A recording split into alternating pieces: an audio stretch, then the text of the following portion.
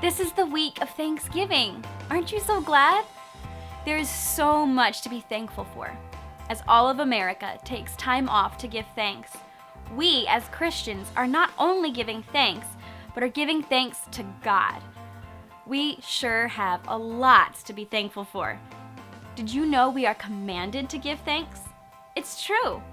1 Thessalonians 5:18 says, "In everything give thanks, for this is the will of God in Christ Jesus concerning you." Notice these words. In everything, give thanks. Thankfulness should be a regular part of life for us, constantly flowing out of us.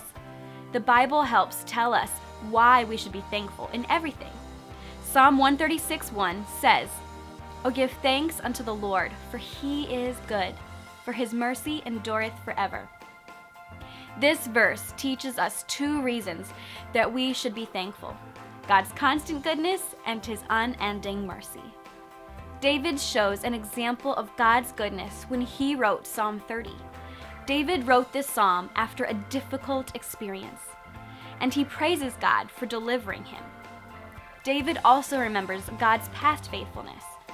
As David thought about who God is, praise was the only appropriate response, even amid a trial. As David wrote a prayer for God to protect him from his enemies, he thanks God for hearing his prayer.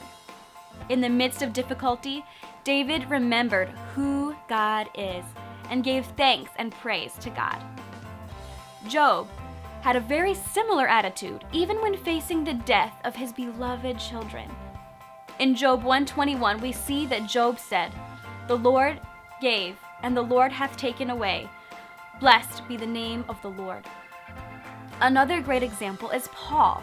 He was facing awful persecution, yet still wrote, "Now thanks be unto God, which always causeth us to triumph in Christ."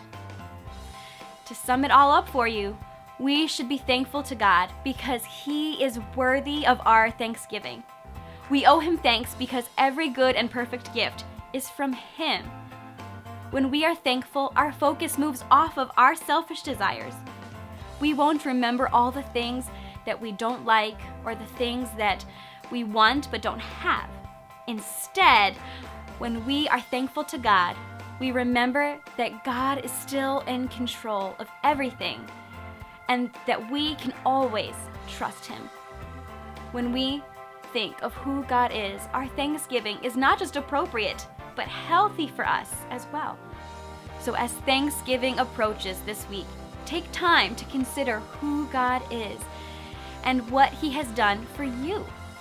When you do, it will lead you to true thankfulness. Because no matter what you have been through this year, no matter how much you have or don't have, God is still good. Happy Thanksgiving.